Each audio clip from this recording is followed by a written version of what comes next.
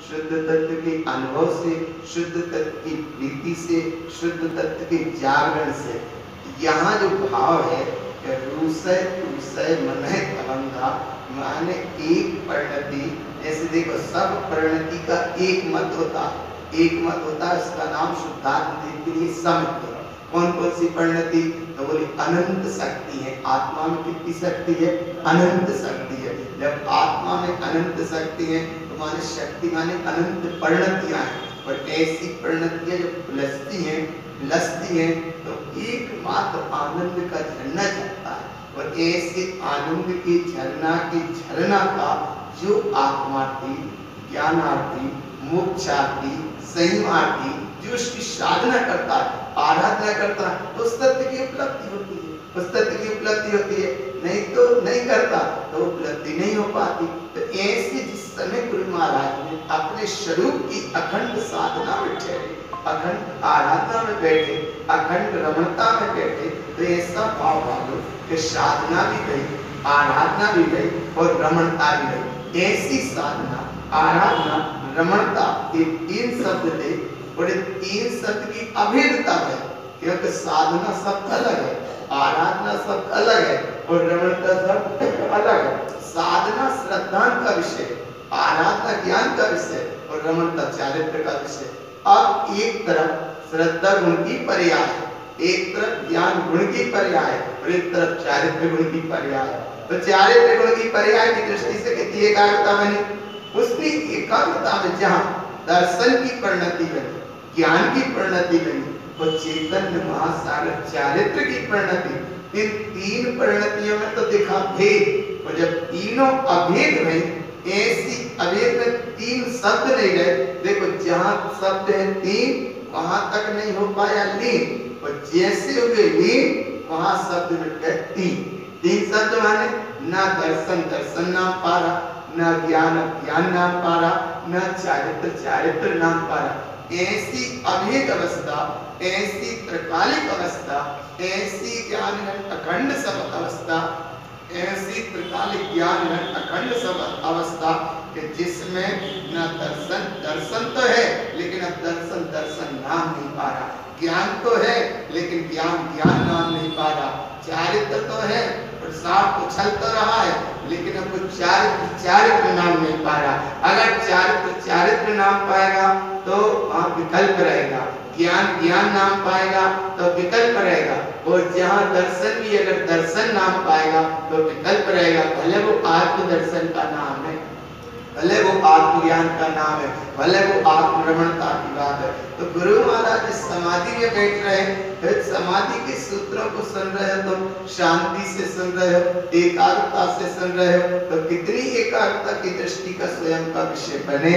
इसको श्रद्धा से, आस्था से, विश्वास से, ज्ञान में ऐसा भाव लो। गुरु बाबा समाधि की तैयारी में बैठे हैं तो कम से कम इस छद्मस्त वाणी के सूत्र कुछ तो अपने आत्मसात हो जाए, कुछ तो उनकी अनुभूति का कुछ तो अनुभव मिल जाए, थोड़ा सा तो अनुभव मिल जाए, थोड़ा सा तो अनुभव मिल जाए। तो वो अनुभव कैसे मिले, वो वेदन कैसे हो, वो संवेदन की दशा कैसे बने, वो आराधना साधना का विषय कैसे बने, वो आत्मरमणता का विषय कैसे बने। तो इतनी तन्मयता कितनी तुम्हारी हो वो इस प्रसाद से समझ में आके रूसय तुसय अर्थात किसी भी प्रकार के एक परिणतियों में, तो यहाँ परिणति कोई रूठने वाली है ही नहीं है, ना कोई संतुष्ट होने वाली परिणति है। जब जैसे 10 परिणति है या अनंत परिणतियां या असंख्यात परिणतियां, तो ये सारी परिणतियों की एक दृष्टि है। एक दृष्टि माने खींचतान नहीं है, खींचतान नहीं है माने जैसे शुद्ध परिणति है तो वो स्वभाव के लाने है, ज्ञान परिणति है तो स्वरूप के स्वभाव के लाने है, ममल परिणति है तो स्वभाव स्वरूप के लाने है, ध्रुव परिणति है, चैतन्य परिणति है, निर्मल परिणति है, विमल परिणति है, कमल परिणति है, शाश्वत परिणति है, अखंड परिणति है, त्रिकालिक परिणति है, और जो माधुर्यता के रस से भरी जो भी परिणतियां हैं वे सब एक पे समर्पित है। किस पे समर्पित है? एक पे। तो एक पे मतलब क्या है? एक माने शुद्धात्म देव। और ऐसी एक शुद्ध आत्मदेव की परिणति जब अपने में स्वयं विलस रही है, तो जहां तक भेद है वहां तक तीन है, और जहां अभेद है उसका नाम लीन है। लीन में अभेदता और भेदता में तीन, तो भेद में तीन और अभेदता में लीन। तो जहां अपने में है लीन उसका नाम है यहाँ स्वरूप की एक अखंड अवस्था। और ऐसी अखंड अवस्था की चर्चा जहां से सुन रहे हो, तो एक तरफ का तो बाहर का समोसरण और एक तरफ भीतर का समोसरण। एक छद्मस्त वाणी ग्रंथ में बाहर का समोसरण का तो थोड़ा वर्णन आया, लेकिन भीतर का समोसरण का और अविरल वर्णन आया और अखंड वर्णन आया। कैसा वर्णन आया? क्योंकि बाहर का समोसरण देखोगे पुण्य आर्जन का भी क्रम बन जाएगा। बाहर की अनंत परमात्मा के गुणों का स्मरण करोगे, पुण्य आर्जन का काम बन जाएगा। उनकी चतुष्टय के वैभव का अनुमोदन करोगे तो पुण्य आर्जना का काम बन जाएगा, लेकिन मोक्ष नहीं होगा। मोक्ष होगा तो अपनी अनंत वैभवशाली स्वयं चतुष्टय सत्ता को देखने से। इसलिए रस है रस जी रस है रसे, ये लाइन बड़ी अद्भुत है। कौन सी अद्भुत लाइन है? इतनी अद्भुत लाइन है, रस है रस जी रस है रसे। रस से रस रहे हैं, रस में आनंदित हो रहे हैं, अपने आप में डूबे हैं, अपने आप में लीन है। और जब अपने आप में डूबे हैं तो ऐसे आनंद में गुरु की बयन अवध कर ले। अवध कहते हैं बाधा नहीं होना चाहिए। अवध अवध एक तरफ अवध का भाव अवध ज्ञान से भी है, और एक तरफ अवध का मतलब है कि जहाँ कोई बाधा ना हो। अवध माने जाना कोई बाधा, और ऐसी बाधा से भी बिल्कुल रहित होकर गुरु की बयन अवध कर ले। ऐसी अवध अवस्था, ऐसी अखंड अवस्था कैसी है? तो गुरु दो है, एक अनंत परमात्मा और एक वीतरागी भाले निरंतर संत आनंदरण महाराज। ये दो की दृष्टि देखो, वे परम गुरु हैं और गुरु महाराज वीतरागी भाले की निर्गन साधु, क्योंकि वो भी समाधि में बैठे, तैयारी में बैठे। बिल्कुल एक उनमें और इनमें जिन बरंदे ही जिनेन्द्र का जो स्वरूप प्रगट स्वरूप सत्ता है, ऐसी तो जिन बरंदे ही स्वयं की सत्ता है। स्वयं की सत्ता है तो एक तरफ परम गुरु, एक तरफ गुरु महाराज, दो, और बीच में निज अंतरात्मा। तो निज अंतरात्मा उनके पास भी है और निज अंतरात्मा गुरु महाराज के पास भी है। अंतरात्मा तो दोनों है, अंतरात्मा, लेकिन वे सकल परमात्मा रूप अवस्था पा गए, वे परमात्मा केवल ज्ञान अवस्था उपलब्ध हो गए। इसलिए उनकी वाणी खिल रही है और गुरु महाराज के कंठ से झर रही है। देखो खिल रही है, झर रही है, पकड़ में आ रहा। एक तरफ खिल रही है और एक तरफ झर रही है। खिल नहीं रही तो अब झरने में गिरने में क्या होता है कि खिलना माने खिल रही है, अविरल गिर रही है। और झरने का मतलब क्या है? झरने का मतलब वहाँ उद्गम रूप अवस्था में से और प्रबलित हो रही, बह रही है। ऐसी वाणी का भगवान गुरु के बयन अवध कर ले।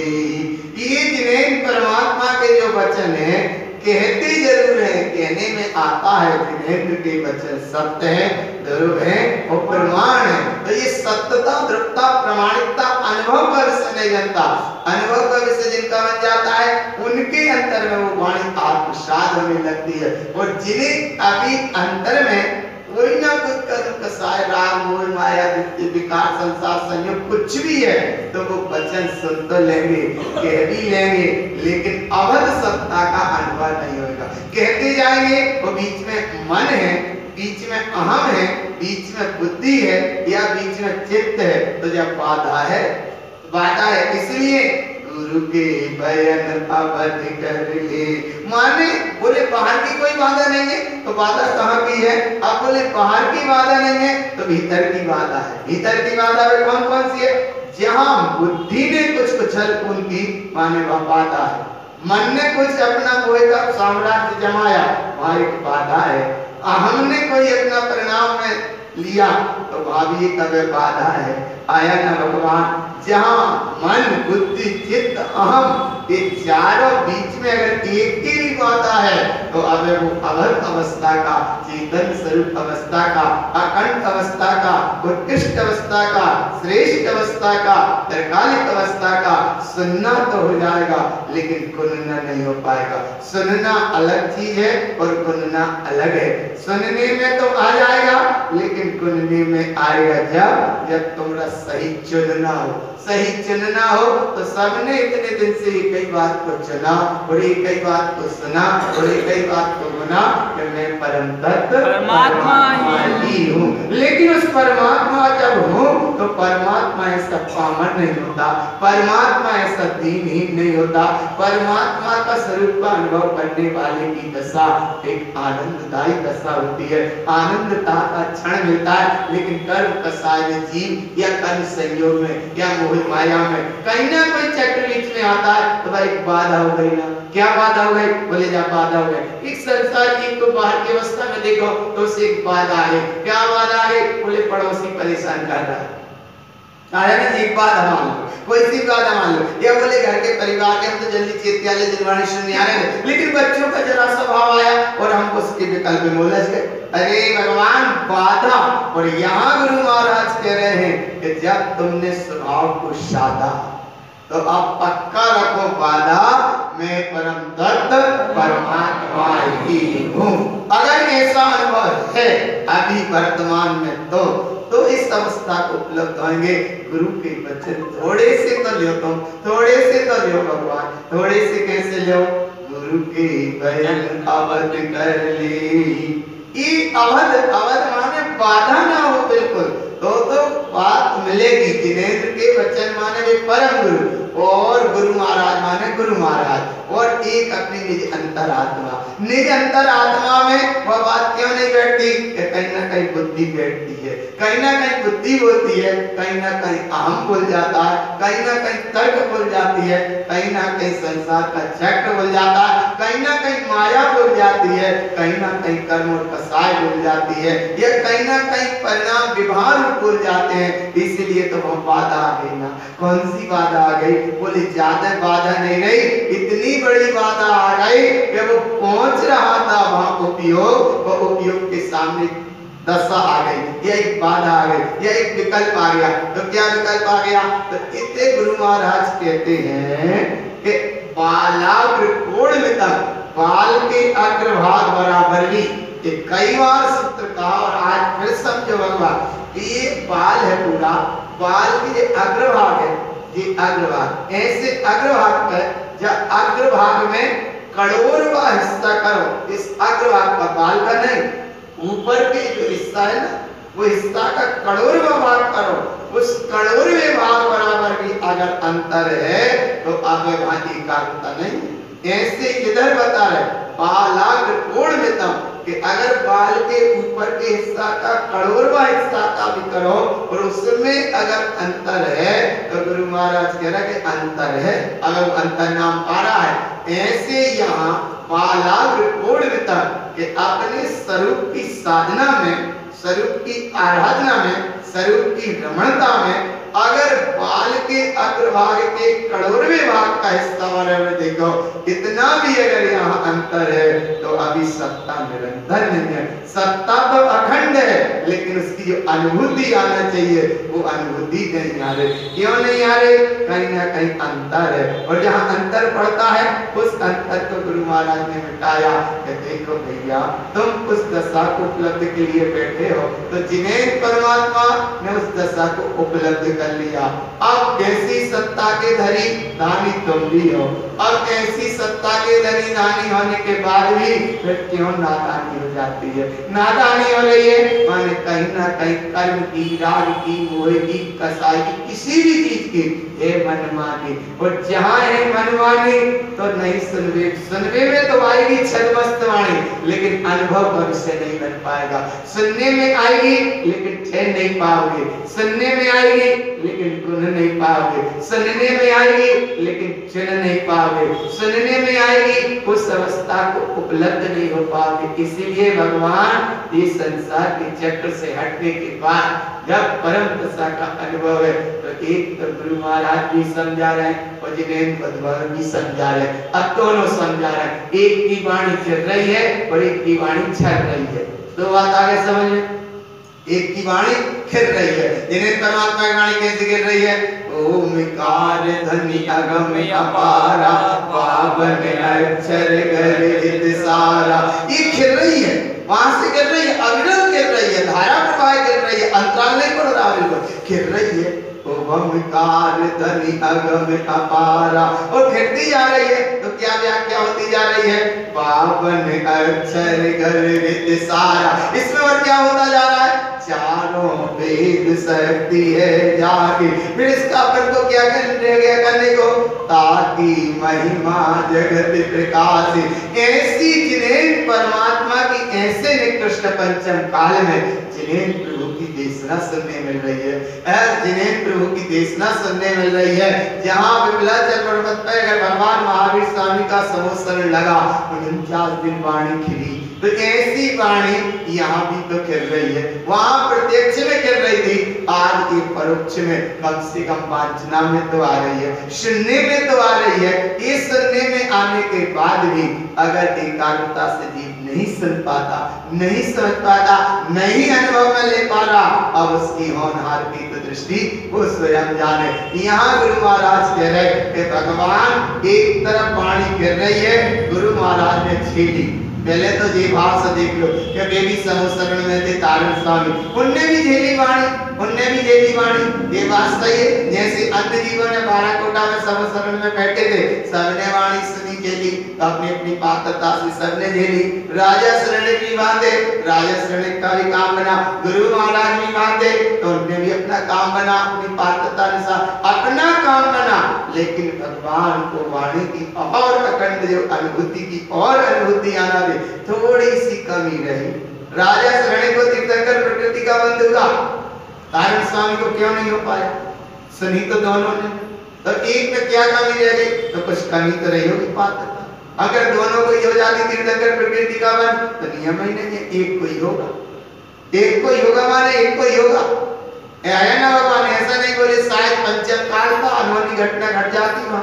अरे भगवान व्यवस्था ही नहीं है, एक तीर्थंकर का प्रसाद दूसरा तीर्थंकर उसकी कहीं लेगा, और अगर दो को मिल जाता तो बोले नहीं मिलता, एक का एक को ही मिलता।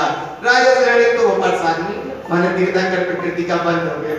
वो तारण स्वामी ने विश्वना उस तथ्य को, गुरु बाबा ने इस सूत्र को, शब्द को समझा, उसको पहचाना, उसको अनुभव किया और अतीब आनंद का झंडा जरा निज अंतरात्मा की जागृतता की एक कहानी बनी, निज अंतरात्मा की अनुभव की एक कहानी बनी। और जब निज अंतरात्मा के साथ में वो बात को पकड़ा तो एक तो सकल परमात्मा के परम गुरु और गुरु महाराज भी स्वयं अपने आत्मा का जहाँ से हुआ अनुभव, उसका नाम है आत्मा। इससे जहाँ अनुभव से जो हुआ शुरू, उसका नाम है सच्चा गुरु। आत्मा के अनुभव से जहाँ यात्रा हो शुरू, उसका नाम है सच्चा गुरु। बाकी सब संसार पाखंड है। क्या पाखंड है? बोले सब पाखंड है। तो इसलिए जहाँ बात हो अखंड, ऐसी अखंडता का साम्राज्य जहाँ विलसरा हो, ऐसी अखंडता की जागरूक ज्योति जहाँ ज्योति चल रही हो, ऐसी अखंडता का जहाँ वैभव विलसरा हो, और ऐसी अखंडता का जहाँ चैतन्य प्रकाश में आनंदित झरना झर रहा हो, और ऐसे प्रकाश की दशा का जिसको अनुभव है, उसका नाम है दृष्टि रखो एक की, विश्वदातम एक की। ये है अखंड। और जहाँ से दृष्टि हटी बाहर पर पर्याय में दृष्टि जुड़ी, वहां सब पाखंड। तो जहाँ है बाहर पाखंड, वहां से हटी दृष्टि, तो दृष्टि है जहाँ केवल एकमात्र अखंड। और जहाँ है अखंड, ऐसी दृष्टि को गुरु महाराज ने कहा कि बोले मैंने भी समुसरण में तत्व को पाया, मैंने भी समुसरण में तत्व को सुना, मैंने भी समुसरण में बैठकर उस तत्व का रसास्वादन किया, उस तत्व का वेदन किया, उस तत्व का अनुभवन किया, उस तत्व की दृष्टि बनाई, उस तत्व का अवलोकन किया। कैसा अवलोकन किया? श्री केवलम ज्ञान विलोकी तत्त्वम्, ऐसा केवल ज्ञानी परमात्मा जो अवलोकन विलोकन था, वही तत्व का धनी तो मैं था, वही तत्व का धनी तो मैं हूँ। और ऐसी जब तत्वता की धनीता का अनुभव जिस समय अनुभूति का विषय बना, वह का नाम अनुभूति में आया। और फिर जो कहने में आया, तो जहाँ अनुभूति में आया वहां कह नहीं पाएंगे, और जहां कहेंगे वहां अनुभूति नहीं है। कहने में अनुभूति नहीं है और अनुभूति में कहना नहीं होता। और जहां गुरु महाराज अपने आप में ठहरे स्वभाव की साधना में, तो उनका समसरण भीतर उनके लग गया, उनके भीतर उनका समसरण लग गया। क्या समसरण लग गया? बोले वो समसरण लग गया रस है रस जी, रस है रसी, गुरु के बयन अवध कर ले। अवध माने बाधा नहीं, अवध माने शंका नहीं, अवध माने कुतर्क नहीं, और अवध माने पर्यास्त दृष्टि नहीं, अवध माने पर और पर संयुक्त दृष्टि नहीं। जहां एकमात्र दृष्टि में बाधा न रह जाए, उपयोग में बाधा न रह जाए, उसका नाम है गुरु के बयन अवध कर ले। और ऐसे जहां अवध कर लिए, अब यहाँ अवध करने का मतलब यहाँ से समझ लो, बाहर से समझ लो। अवध कर कहते हैं हाथ को अवध कर ले, कोई बाधा नहीं करा करो। सही भगवान, अगर दिनवाणी को भी तुम नमन प्रणाम यहाँ कर रहे हो, तो वह बाधा तो मत रखो। रखो बीच में खड़ा हो गया तो बाधा आ गई, बाधा आ गई, देर नहीं लगी, बाधा आ गई, समझ में नहीं आई। तो इसलिए भगवान जब नमन कर रहे हो तो फिर बाधा बीच में नहीं, और अगर बाधा है तो फिर सच्चा नमन, जिनवाणी को बाहर से व्यवहार से ही सच्चा नमन नहीं हो रहा। और यहाँ गुरु महाराज कह रहे कि बाहर से भी संभाल करो, भीतर से भी संभाल करो। बाहर में संभाल हो रही माने गुरु महाराज, और भीतर में संभाल हो रही माने निजंतर आत्मा। निजंतर आत्मा में परमात्मा स्वरूप का दर्शन हो रहा। परमात्मा स्वरूप का दर्शन कैसे हो रहा? तो वो परमात्मा स्वरूप का दर्शन का मतलब है वेदिका अग्रस्तश्चेव वेदितम निर्ग्रंथम ध्रुवम त्रैलोक्यम समयम सदम वेद वेदन्ति पंडिता। ऐसा तीन लोक में एक प्रकाश भूत अखंड आत्म सत्ता प्रकाश ज्ञान घट अखंड प्रकाशी चेतन महासागर है, महासम्राट है। महाप्रभुता तुम्हारे अंदर में स्वयं विलस रही है। ऐसा महाप्रभु का धनी, ऐसी महाप्रभुता से पूर्ण, ऐसी परिपूर्ण प्रभुता से पूर्ण, ऐसी अखंड त्रिकालिक ज्ञान घन सत्ता से पूर्ण, ऐसी अखंड सत्ता है। और ऐसी अखंड सत्ता की धनी होने के बाद भी पर और पर्याय में बोलिए, उसका नाम पाखंड है। ये देव गुरु धर्म देव को देव मिथ्या देव तो बहुत दूर है। यहाँ तो एक समय की पर्याय में भी रस ले रहे हो, वो पाखंड है। गुरु महाराज जिस समय यहाँ लेके चल रहे हैं, माने एक समय की पर और पर्याय में, पर माने पुद्गल, और पुद्गल माने सब पुद्गल, फिर सब पुद्गल माने सब पुद्गल, घर पुद्गल, फिर मकान पुद्गल, शरीर पुद्गल, दुनिया के सारे व्यवहार सब पुद्गल, चाहे देव के नाम क्यों, चाहे गुरु के नाम के, सब जो पर और पर्याय के कारण है, ये सब पुद्गल। जब सब पुद्गल ही है तो पुद्गल पे दृष्टि क्यों जाती? तो पुद्गल पे दृष्टि गई, तो पाखंड दृष्टि और स्वभाव पे दृष्टि जाए, इसका नाम अखंड दृष्टि।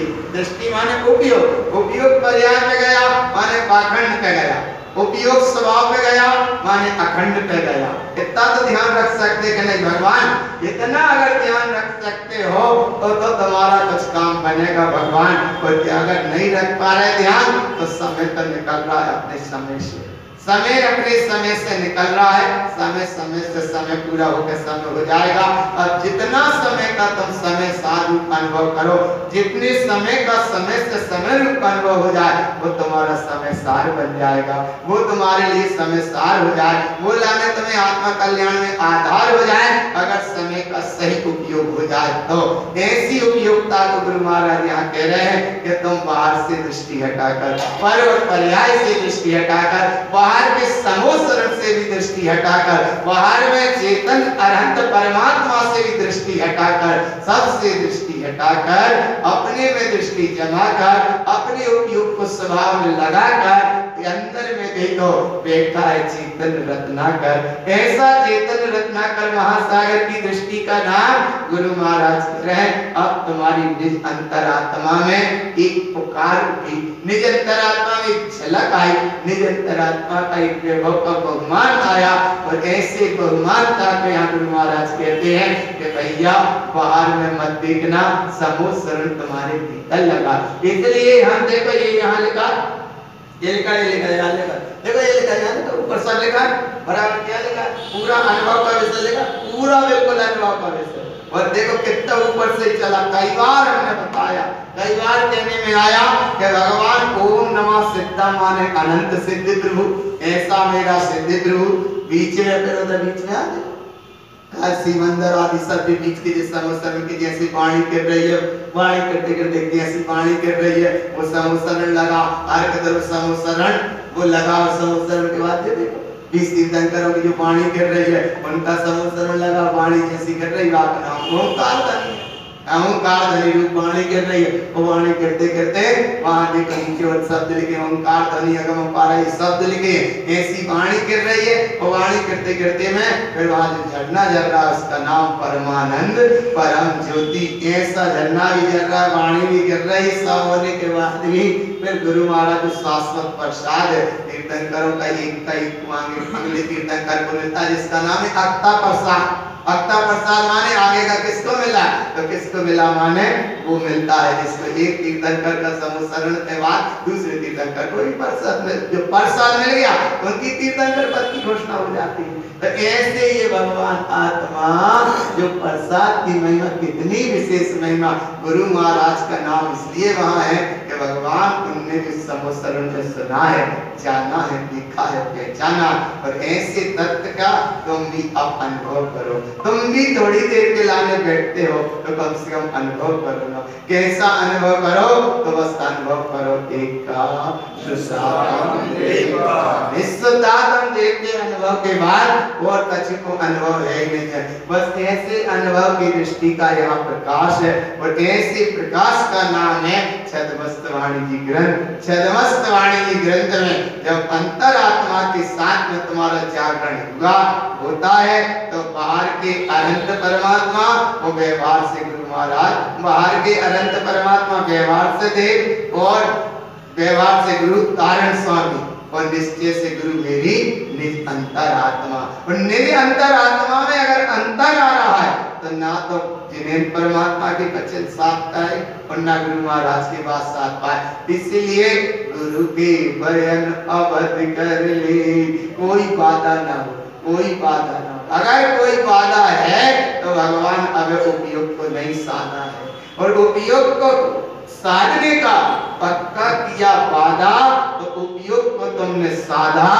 अब नहीं यहाँ कोई भी बाधा, बाधा इसका नाम है कि तुम बैठे हो जिनवाणी सुनने के लायक। देखो दूसरे अध्याय में गुरु महाराज ने कितनी गहरी अनुभूतियां दी। वो अनुभूतियों को कैसी गहराई से सजोया, कैसी गहराई से सजोया है कि एक तरफ महावीर का समोसरण लगा है भगवान महावीर स्वामी का, और दूसरी तरफ गुरु महाराज कह रहे हैं कि बाहर का समोसरण नहीं, अपना समोसरण लगा, तू अपने में स्वयं देख, लगा है समोसरण सुहावना, कहां पर और पर्याय की कहां किससे करता है कामना। ऐसे कौन ने कही, गुरु महाराज ने कही, छद्मस्तवाणी ग्रंथ में जयसागर महाराज ने कही। तो ऐसे भगवान आत्मा यहाँ देखो ना, कहां पर और पर्याय के पर के कहां देखता है समोसरण सुहावना। अरे वो समोसरण सुहावना नहीं, अपने भीतर देख, अनंत सत्ता से परिपूर्ण विलस रहा है, वह एक समोसरण सुहावना। कहाँ पर की करता है कामना, अपने भीतर देख लगा है समोसरण सुहावना। और ऐसे समोसरण के सुहावने की अवस्था को गुरु महाराज ने यहाँ कहा कि महावीर स्वामी का समोसरण लगा। महावीर स्वामी के समोसरण में कितने थे? बोले 5,53,000। जितनी जैसे संख्या है, एक बार इसलिए गिन लो जाओ जिससे संख्या है ना, या एक बार समझ लो 5,53,319।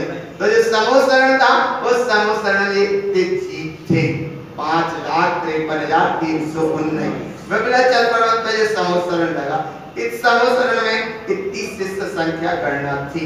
तो ऐसी भगवान गुरु महाराज से कह रहे हैं कि दे तो 5,53,319 बाहर थे, लेकिन तुम भीतर देखो, भीतर तुम देखो, भीतर तो अनंत वैभव विलस रहा है, भीतर तो अखंड सत्ता प्रकाशित हो रही है, भीतर तो आनंद की झरना झर रहा है, भीतर तो आनंद की ज्ञान की गंगा की लहर चलती चली जा रही है। उस लहर को समझना, उस लहर को समझो, और उस लहर को समझते हो उस अवस्था को यहाँ कहते हैं ओम नमः ओम सिद्ध नमो नमः।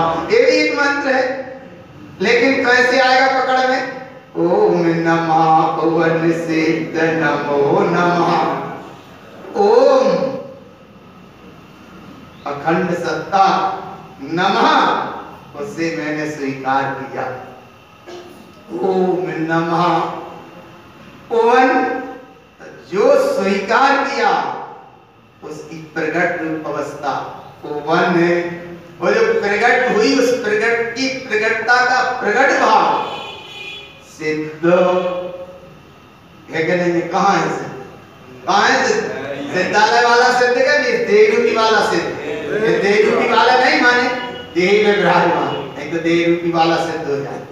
अरे देह में बेटा सिद्ध प्रभु है, ऐसे लोक के अग्रभाग में सिद्ध प्रभु अपने ज्ञान में सत्ता में तिष्ठ रहे, ऐसे इस देह रूपी मंदिर में मेरा सिद्ध प्रभु तिष्ठ रहा, सीधे सिद्ध प्रभु तिष्ठ रहा है। शरीर नहीं है मेरा, शरीरातीत सिद्ध सत्ता, सिद्ध सत्ता है मेरी।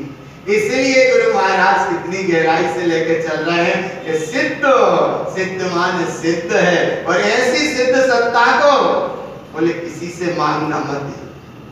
क्यों? बोले दे ही नहीं सकते। दे इसलिए नहीं सकते, किसी के पास है ही नहीं है, वो जिसकी है उसकी उसके ही पास है। तुम्हारे पास लेने देने से व्यवस्था यहाँ नहीं है।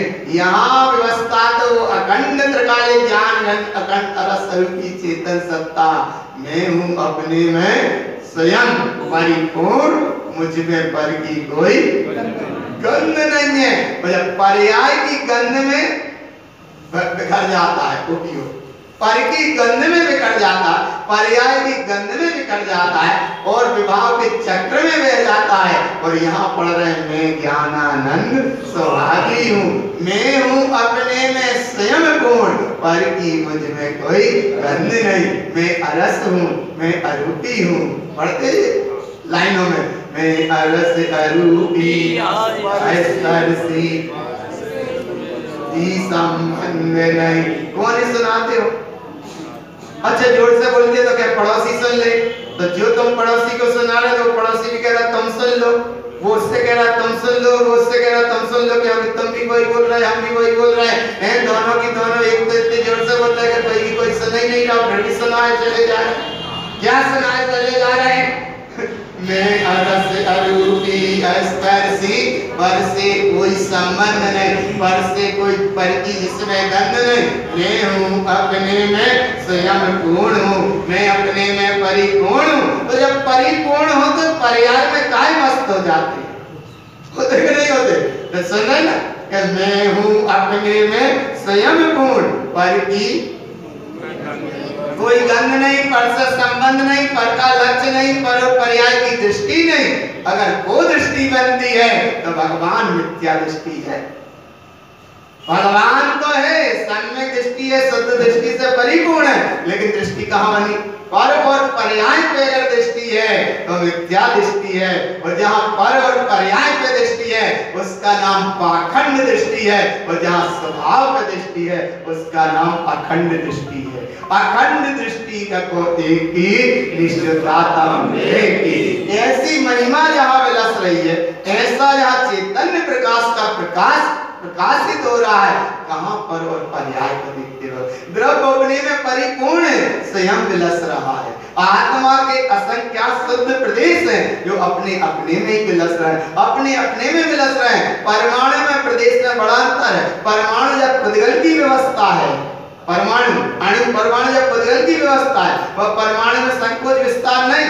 यहाँ विस्तार संकोच है तो आत्मा के प्रदेश की अखंड सत्ता में चींटी के शरीर में पहुंचे, चींटी जैसी संकोच अवस्था हो गई उस शरीर के आकार। हाथी में पहुंचा बस जैसी अवस्था हो गई, और स्वयं रमण समुद्र में पहुंच जाए उस राहु नाम का मत्स्य तो कैसीवा की दशा हो जाएगी, मैसीवा की दशा हो जाएगी। कौन की हो गई? शरीर की है अवगाहना, जाए पुद्गल का चक्र, पुद्गल का चक्र शरीर की अवगाहना, और भगवान आत्मा के जो विस्तार है वो आत्मा के प्रदेश है। पुद्गल के परमाणुओं का नहीं, वो स्कंद स्कंद मिलके वो अणु अणु मिलके स्कंद बन जाता है, सब बहुत बड़ा दिखने लगता है। तो जब बिखर जाता है तो जाके द्रव्य का परिणाम त्रिकालवर्ती क्रमबद्ध निश्चित अटल है, मान्य है। तो ऐसी अवस्था को तुम यहाँ अभी इसी समय अपने दृष्टि में लेने का प्रयास करो। इसलिए लेने का प्रयास करो, अगले क्षण में ये आगे की वांछा नहीं आएगी, अगले क्षण में जिस समय नहीं आएगा, अगले समय से गुजर रहा है, अगले समय में ये नहीं आ पाएगा। इसलिए भगवान एक ही समय में काम करना है। पुद्गल और पर पर्याय पे दृष्टि है, जो कौन सी दृष्टि है? पाखंड दृष्टि। वो पर्याय में मस्त हो रहे हो, वाक नाम पाप दृष्टि है। शरीर में संतुष्ट हो रहे हो, इसका नाम कल दृष्टि है। कल दृष्टि माने शरीर को सजाने में इतना समय निकल गया कि प्रवचन का समय पूरा निकल जाता है। शरीर को सजाना कल दृष्टि है, पर्याय में मस्त होना पाप दृष्टि है, और पर्याय पे दृष्टि रखना उसका नाम पाखंड दृष्टि है। पर और पर्याय पे दृष्टि सो पाखंड दृष्टि, उनको सजाते रहे सो पाप दृष्टि, और शरीर पे दृष्टि रखी सो कल दृष्टि है। बस इतना ही गुरु महाराज ने कहा। पाप दृष्टि, सर्व दृष्टि, कल दृष्टि या सब पाखंड की दृष्टि है, खूब सुन लेते हैं, लेकिन पड़ोसी बिलाव लियो, बस वो कथा हो जाती है। तोता पिंजड़े में फंस गया, उसको याद करा दिया, पट्टी भले खुली मिले या ना मिले, बस तू तो बाहर मत निकलना। बाहर निकला और बिल्ली खा जाएगी, पड़ोस हुआ बिलाव लियो। ये दशा क्यों बनती है कि कहीं ना कहीं पर और पर्याय की दृष्टि है।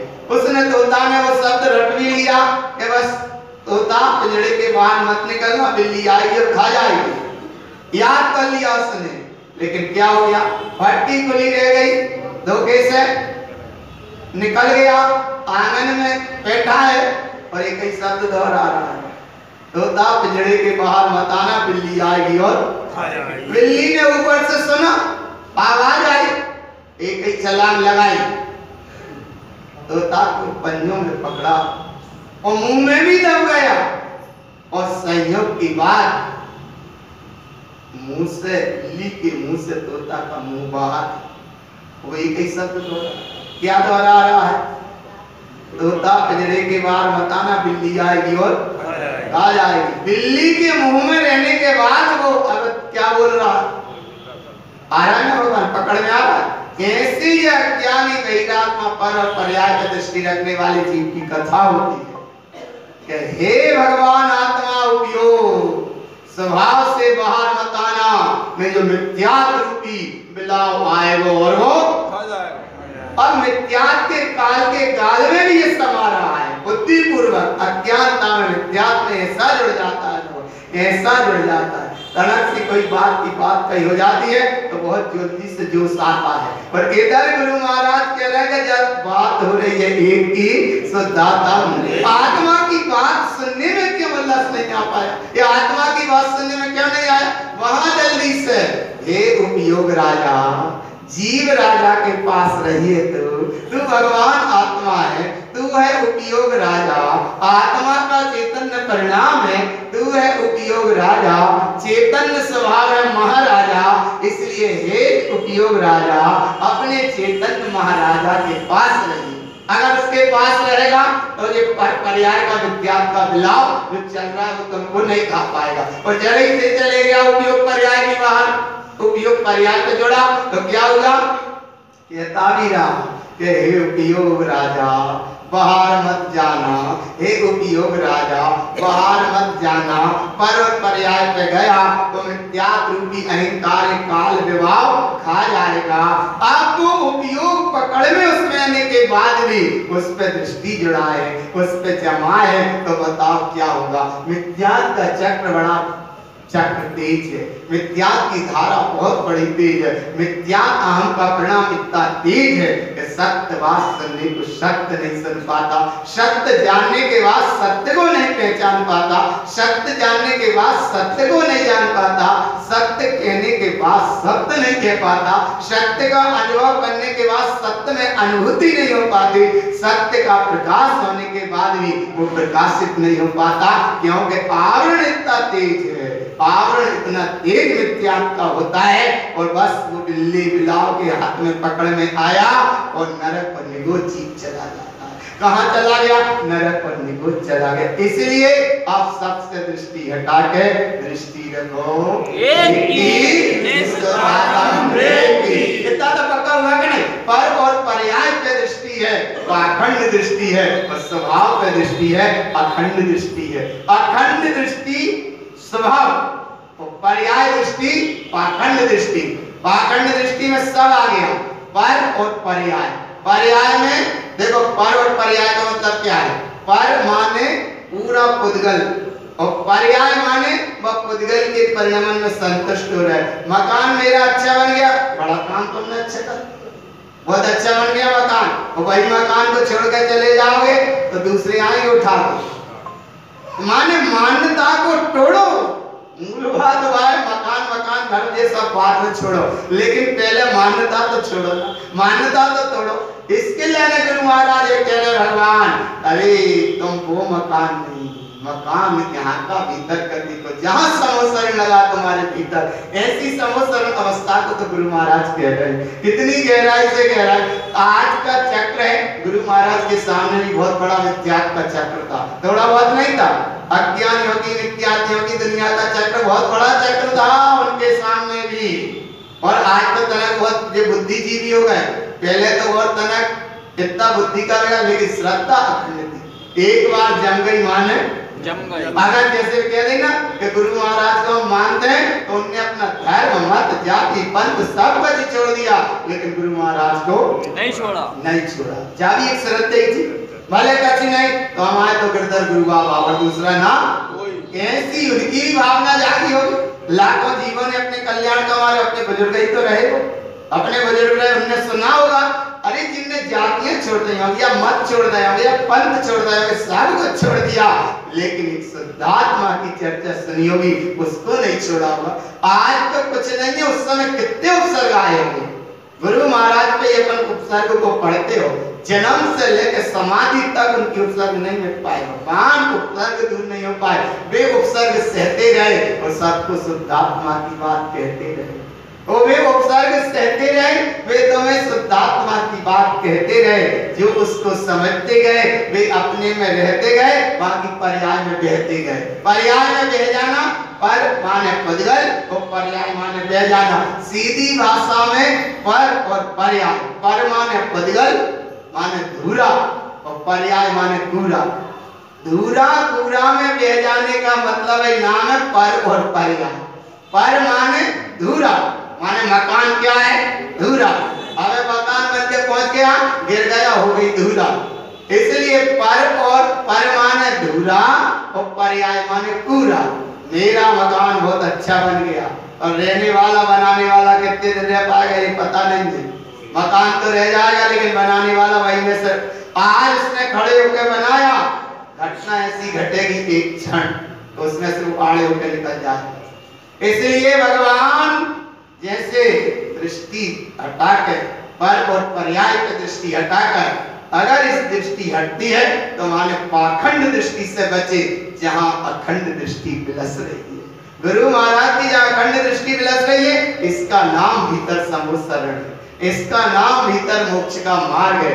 इसलिए पर और पर्याय पे दृष्टि मत दो, अपनी आप स्वभाव पे दृष्टि रखो। स्वभाव की दृष्टि का मतलब क्या है? या धूरा में मत खेलो लला, काय में मत खेलो, कौन धूरा और पूरा? धूरा माने बदल और पूरा माने पर्याय। जादूरा में मत खेलो लला, जादूरा में मत खेलो लला। फिर क्या करो? बोले उपयोग को स्वभाव में लगा, इससे तेरा होगा भला। दुनिया में कोई नहीं है तेरा सगा, जिनको तूने माना सगा यही देने दगा। इसलिए जादूरा में मत खेलो लला, जादूरा में मत खेलो लला।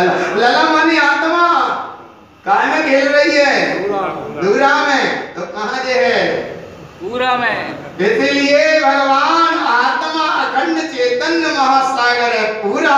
अब मत रखना दृष्टि सामने पड़ी है पूरा पूरा, इसलिए दृष्टि में रखो एक विश्वदाता।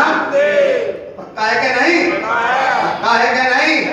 कह दो कि है माने है भाई की जय, और बाकी सब भाई बच्चे नहीं।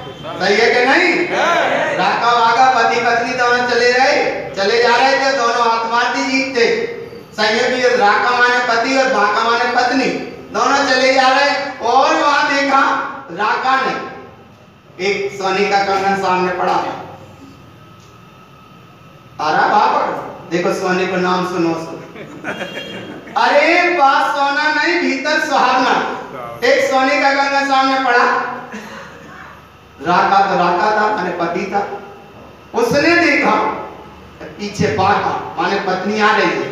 सहयोग की बात ऐसा ना हो जाए कि जब उठावे को भाव ना हो जाए, उठावे को भाव इतना ही था, उसने उठाया नहीं, पाने धूरा समेटी और बाहर ढांक दिया।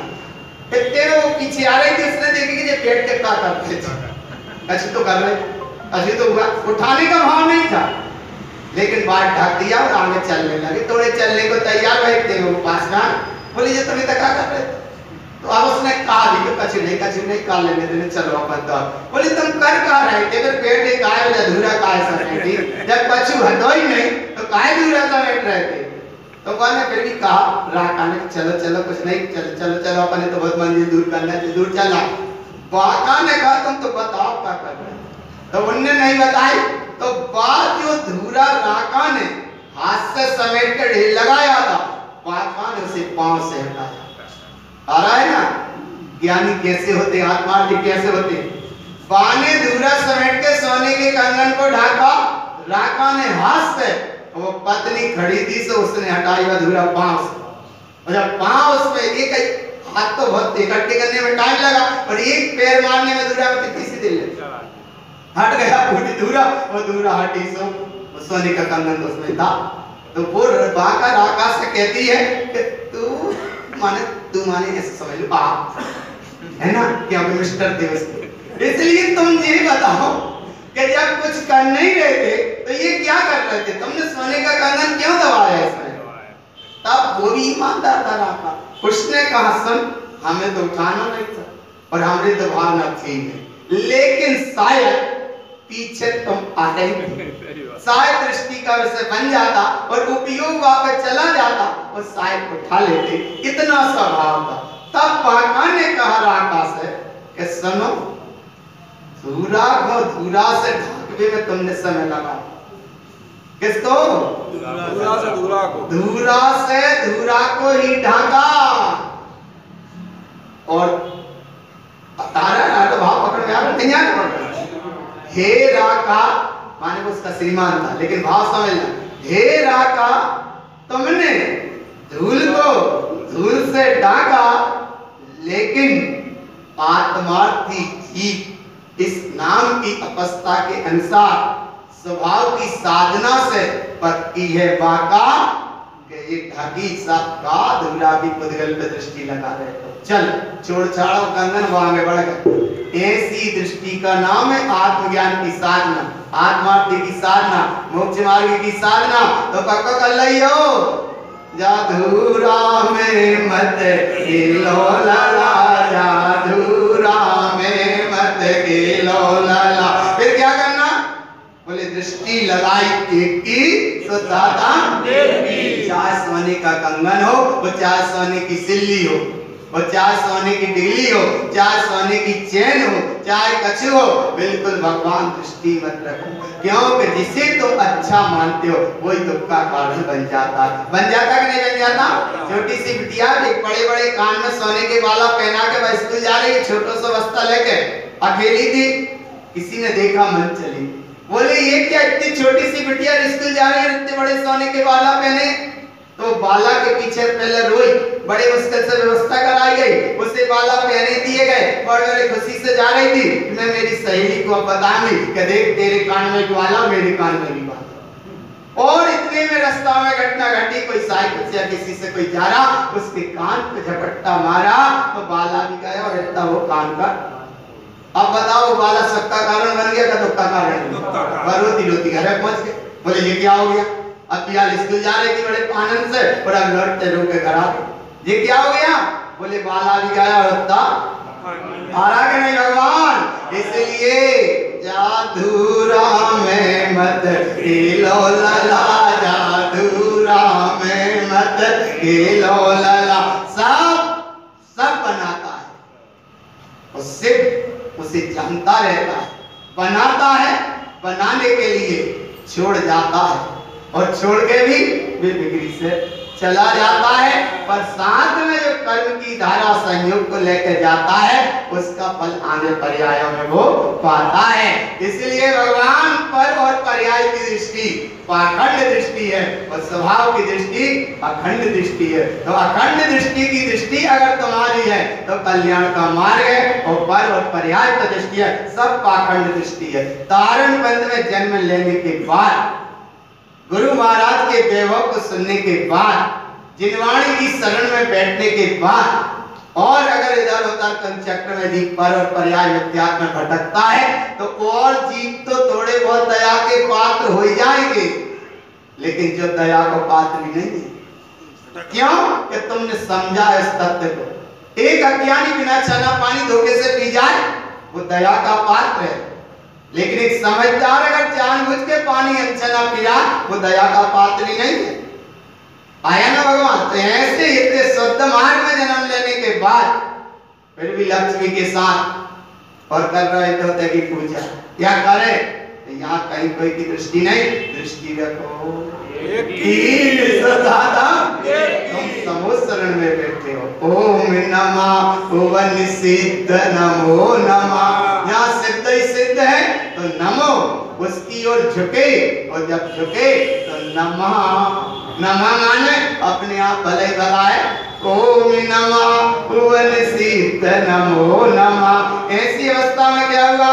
उत्पन्न स्वामी तारण तरण केवली समय 5,53,319। ये तो लगा संवत्सरण महावीर स्वामी का, लेकिन रैया रमन कमलावती प्रभु ब्रह्मचारी को रैया रमन कमलावती तारण स्वामी गुरु महाराज एक थी अनमोद है, अनुमोदना कर रहे हैं। और नीचे देखो अनमोद कमलावती रुइया जिन विधि, इनने अनुमोदना करी और समोसरण में जितने जीव थे 5,53,319। कितने जीव थे? कितने जीव? इन जीवों की गणना अब शाम से बताएंगे, जब योग बनेगा शाम की शाम से।